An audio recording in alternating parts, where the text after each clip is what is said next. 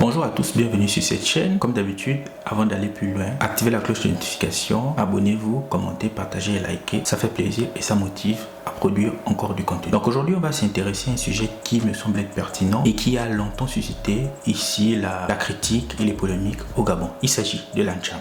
Donc ce type de musique très prisé par les jeunes Gabonais. Donc certains estiment que cette musique est à l'origine de la décadence morale de nombreux jeunes parce que dans ces productions, on constate ici l'apologie du meurtre, du viol et surtout globalement de l'immoralité. Donc à partir de là, est-ce que finalement l'Antcham est vraiment la source de la dépravation des mœurs de la jeunesse gabonaise? Ou bien plus loin, l'Antcham est tout simplement ici ce que la musique devait être, c'est-à-dire un moyen permettant aux uns aux autres de se divertir, de relaxer après une journée difficile. Donc voilà les deux interrogations qui vont guider notre analyse dans cette vidéo.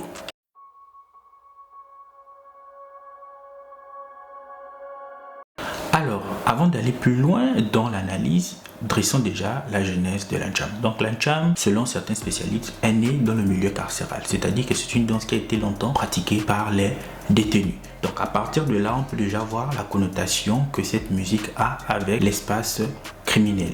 Donc certains estiment que l'Antcham est à l'origine de la décadence morale parce que dans ces musiques, c'est l'apologie de la drogue, du viol, du meurtre, ce qui fait que les délinquants au Gabon sont souvent très jeunes. On parle souvent d'adolescents de 13, 15 ans, 16 ans et plus. Donc à partir de ce moment, on s'est dit, l'Antcham est-elle réellement la source de la dépravation des mœurs des jeunes? Donc on va par exemple ici dire oui, parce que on constate qu'il y a des productions musicales qui tourne autour des thèmes que je venais de citer. D'ailleurs, le verbe tuer est l'un des verbes qui est le plus utilisé dans cette musique. On peut par exemple parler de la musique produite par l'artiste Donzer Goudronnier qui finalement a participé à diffuser ici cette vision de l'Antcham comme une musique de délinquant. Donc l'Antcham serait la musique qui participerait à dépraver la jeunesse parce qu'elle parle de drogue, de sexe, d'alcool au quotidien et qu'elle a une mauvaise influence sur les jeunes Gabonais, ce qui ferait que ces derniers ne seraient pas en capacité de relever les défis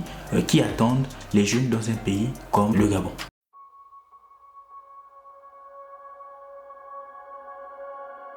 Alors, comme on vient de le voir, les griefs qui sont faits à l'encontre de ce type de l'Antcham semblent être fondés parce qu'on constate qu'il y a des musiques effectivement dans lesquelles les textes s'accentuent autour du viol, du meurtre, de la drogue, etc. etc. Seulement, la réflexion sur l'Antcham, c'est une réflexion qui permet de questionner globalement le rôle de l'artiste et aussi de ses productions, donc de sa musique. Est-ce que la musique, lorsqu'elle est produite, elle sert d'abord et uniquement à conscientiser? Ou derrière une production musicale se cache tout simplement la volonté de l'artiste de diffuser la bonne humeur, de la bonne ambiance et de permettre aux uns et aux autres de relaxer après une dure journée marquée par des efforts intenses. Donc tel est le centre finalement de la réflexion.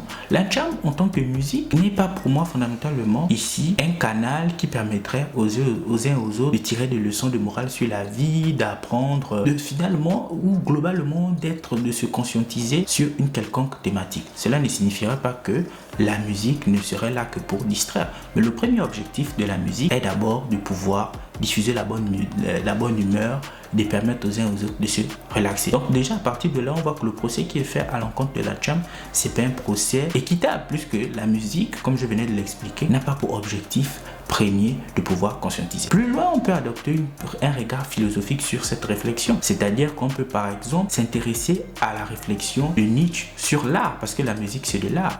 Donc Nietzsche, dans son livre intitulé La naissance de la tragédie, a par exemple parlé de l'apollinien et du dionysiaque. Donc l'apollinien pour dire que finalement la musique serait là pour pouvoir conscientiser, pour pouvoir éveiller finalement les esprits des uns et des autres. Et le dionysiaque pour montrer que finalement la vie, elle est faite des hauts et des bas et que la vie d'un humain, elle est marquée par l'explosion des passions. Et à partir de ce moment, un objet comme la musique serait là tout simplement pour permettre à l'individu de libérer ses passions. C'est-à-dire que si on prend le cas d'un X ou Y Gabonais qui serait rentré le soir, il pourrait mettre de l'Antcham tout simplement pour se relaxer parce qu'il aurait eu une journée difficile. À ce moment, lui mettre une musique qui ici développerait des concepts philosophiques, etc. ne serait pas la meilleure chose qui puisse lui permettre de se relaxer. Donc finalement, la musique, comme le dit Nietzsche, en parlant de l'art, elle est là pour diffuser la bonne humeur et c'est ça finalement la nature de l'humain. L'humain est un être fait de passion. C'est d'abord la passion qui guide l'humain. Et la passion s'exprime déjà par la production musicale. Et cette production musicale qui permet finalement au sujet humain de pouvoir ici se délester des difficultés de la vie, de la pauvreté, du chômage, de la tristesse, etc.